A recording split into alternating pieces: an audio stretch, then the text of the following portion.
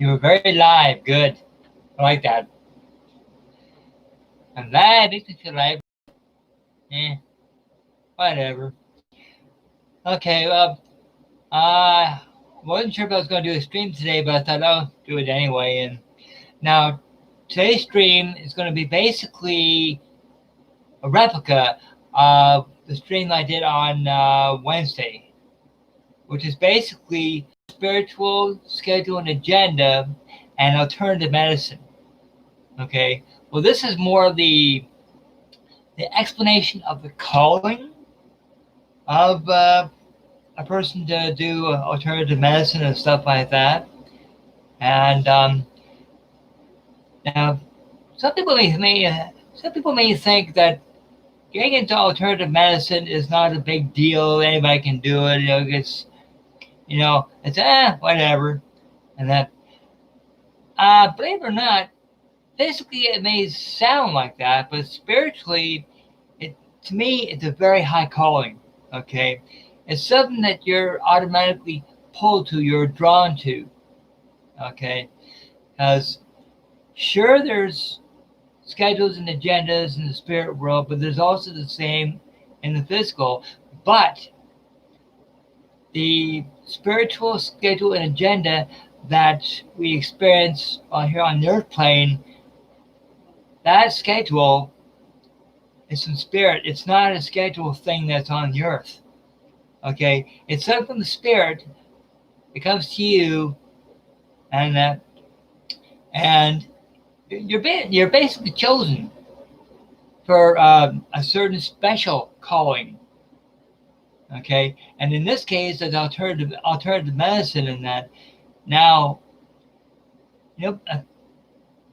people that go into alternative medicine, and they always say that they feel drawn, they feel pulled, they have a really, really strong desire, they have real compassion towards people, they have love towards people, they may be sensitive, so they may feel the other person's ailments. To me, that's not only a gift, it's also a calling. Okay, and it's up to us as to whether we answer it or not. Okay, for those who do answer the calling, it's a very special call, because not only does it change your life, but it changes the life of others, especially those who receive the treatment.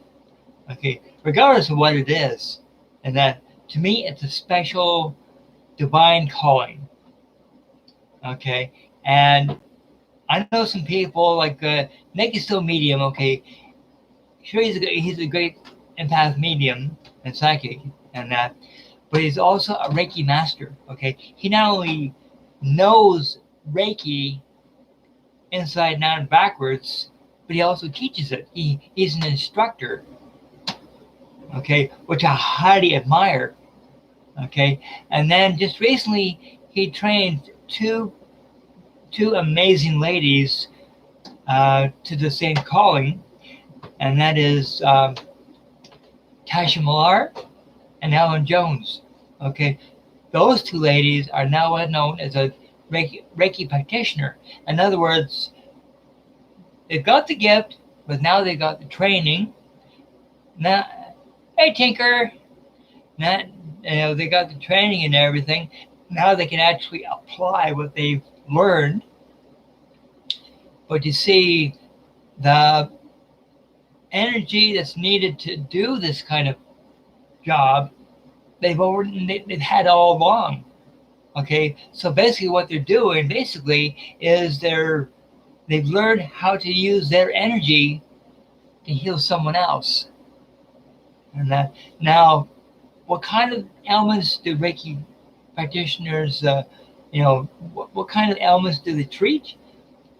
Well, it depends on the individual. Okay, it may only be removing negative energy from their aura, from their auric field, especially if they find any charcoal grays or anything like that, which is negative energy, and that could be produced either by something mental or something physical or even something spiritual. Okay, once they lift that negative energy from their aura, and that they usually feel more energetic. Okay, so that's just one thing that they do. Okay, they treat people by treating their aura, their auric field. Okay, but okay, that's the spiritual part of themselves, and we all have an aura. Okay, usually multicolored. In their case, there's a strong thing of blue, violet, and a little bit of orange yellow. Basically, what that is, if you combine 2 or 3 colors, let's say if one person has 2 or 3 or 4 colors part of their aura, and then, well, sometimes those colors get intermixed, okay, which means you get 2 qualities of yourself that are almost put together to make that energy even stronger.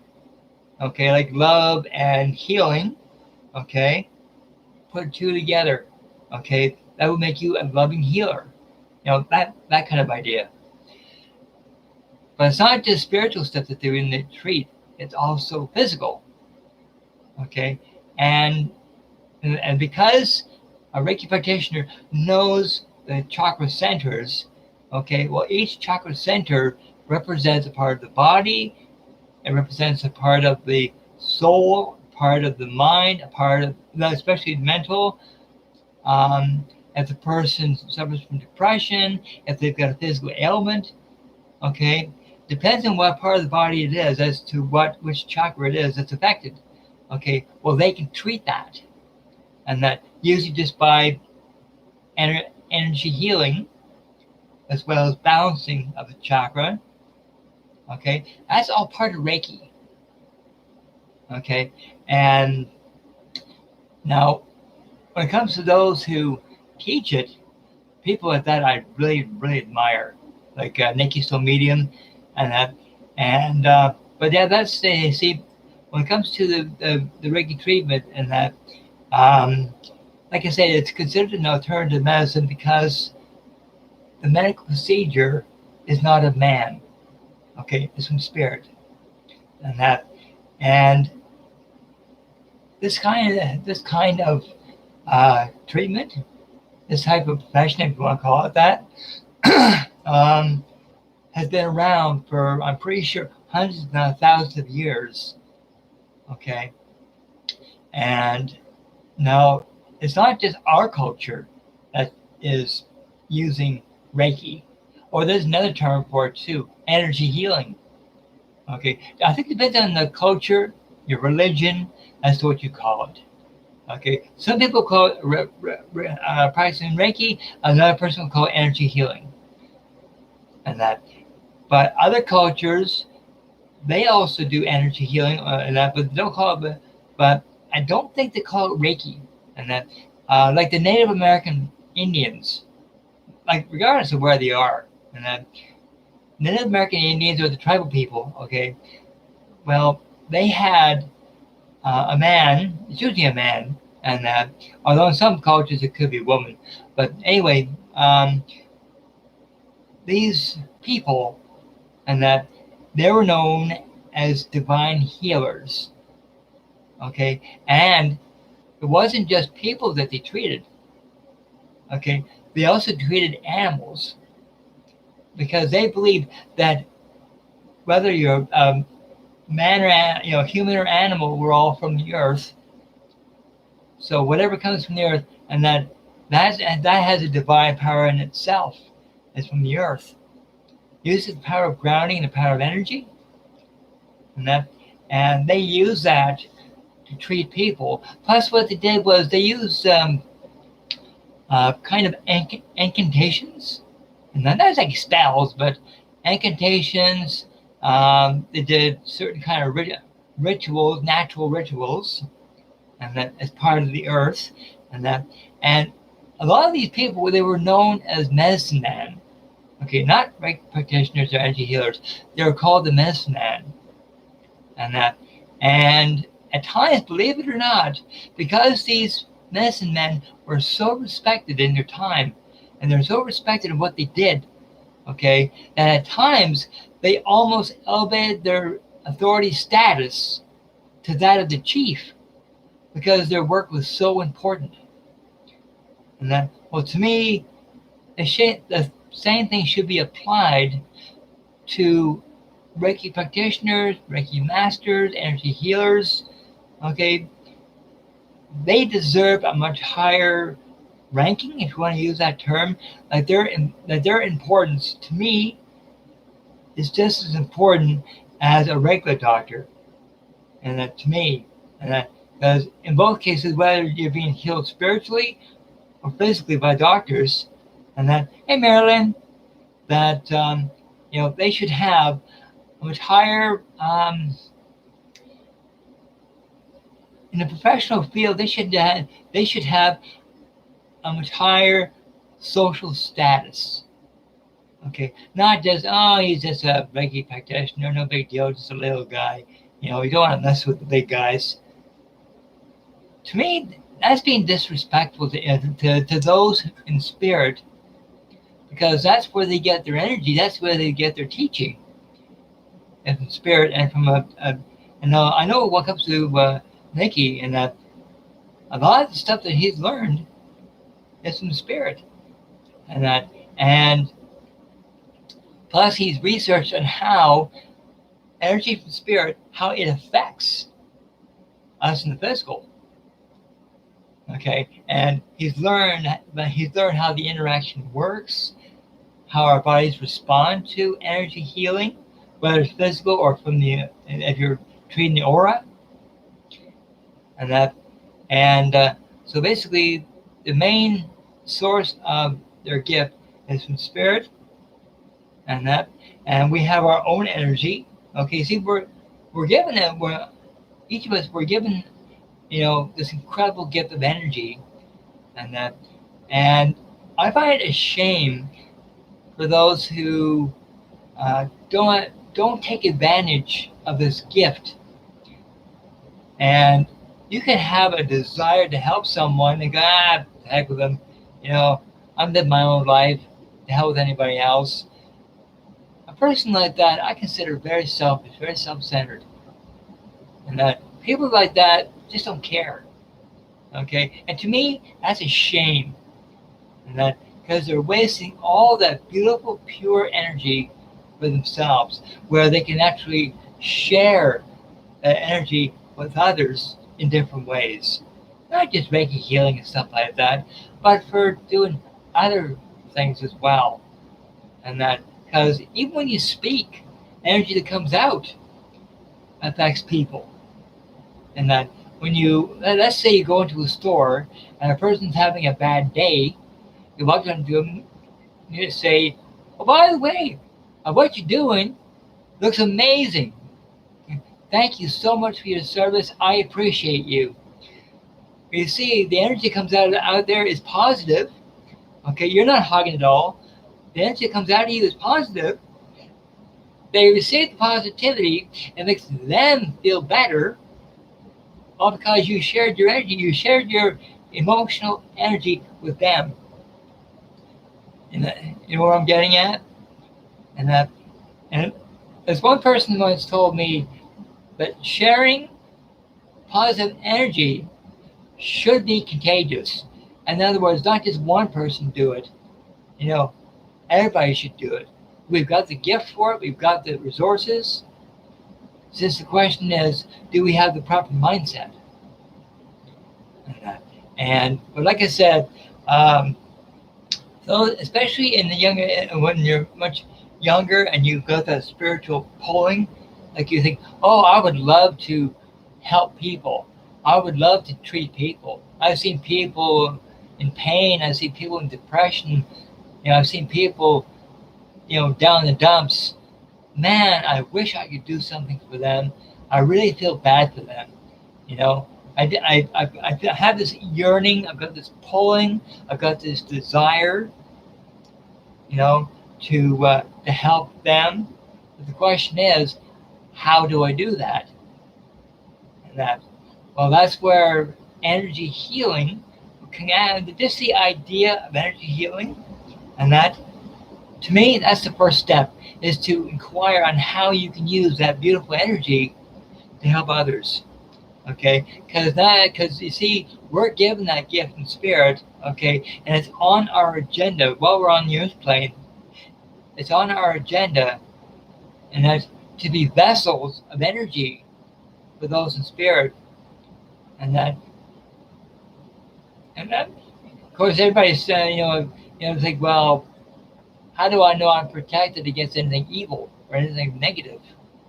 Well, the angelic love in your spirit guides, and that they come. You could say they come with a package, and that they're there to protect you and to guide you and to bless you, but also there to spiritually instruct you. Okay, especially if you've met your guide, and your guide can basically instruct you on how to use your gift better. Okay, you see, what we're doing on the earth plane right now, it's all part of the spiritual agenda. Okay, the to-do list. Okay, and all people have that to-do list. It's just a question of, do you have the desire and do you have the passion to do that list? Okay, and like you don't have to be a Reiki master. You don't have to be, you know, into energy healing in order to use your energy.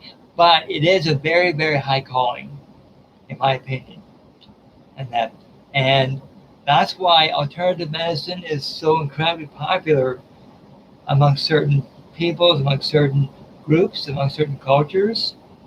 It's so incredibly respected in in a lot of places, not some places, a lot of places. And you go on the internet, you type in alternative medicine, you get pages and pages of places and people that are into that.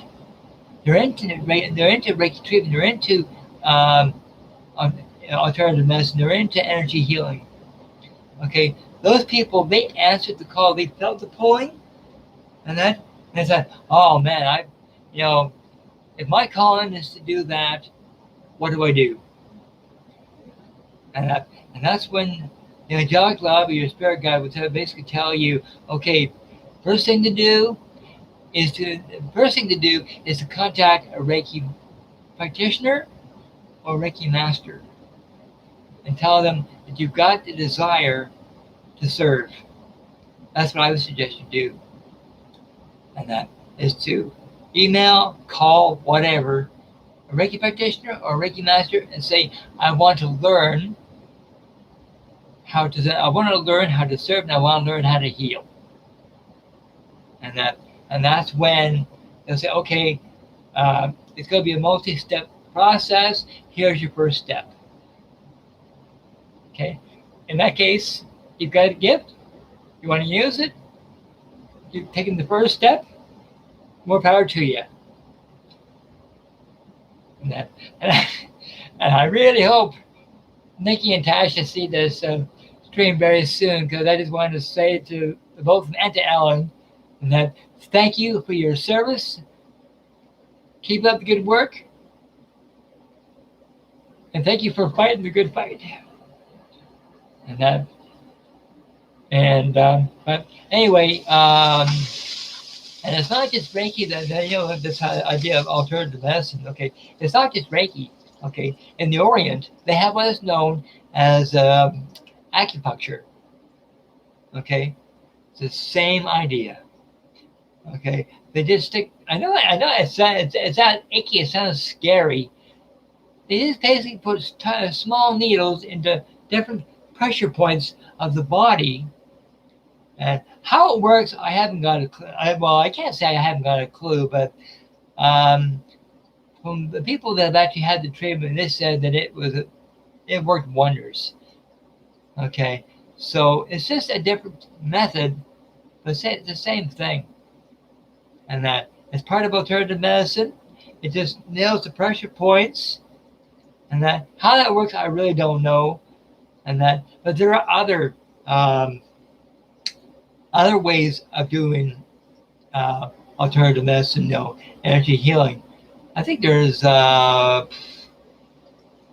apart from acupuncture and Reiki, I think there's six or seven others from different parts of the world. And offhand, I can't think of what they are and what they're called right now, but two of the most famous, like I said, is Reiki and acupuncture. And they're both definitely listed under alternative medicine. And so, anyway, people, I got a lot of packing to do. It's either 5 or 6 weeks from now we move. And so, like I said, the first week of March, I'm not gonna have any internet. Well, I'll be using my cell phone. That's about it. And so, but I'll still be available there. But I don't think I'll be able to do any stream unless I can get a hold of some free Wi-Fi. Then I can do streams on my phone. But that's not for 5 or 6 weeks or so, because I move on the 1st of March. And yes, when I do get the internet back up, and then I'll do a quick stream of our new apartment. And that, which should be pretty amazing in that. But there's just so much work to do. So, anyway, people, gotta go, got things to do, and I also got a video call to do from someone that needs a reading. So, and by the way, to take her to Maryland, and that, I still say Joe Biden's going to be an amazing president, and that I like him a lot, and he seems to have a lot of compassion. So we'll wait and see how he does, and because you can't praise him now because he's brand new. So give him time, see how he works out. But just from a gut feeling, I'll say you got yourself a winner. And so I just hope I'm right. So anyway, people, thanks again for joining me. And that link to the stream that I did on Wednesday, I'll put the link in the description below. And my next stream will be next Monday. And next Monday. Stop and think for a second. So, anyway, people, thanks again for joining me. Stay safe and love and light to all. Okay? Bye-bye.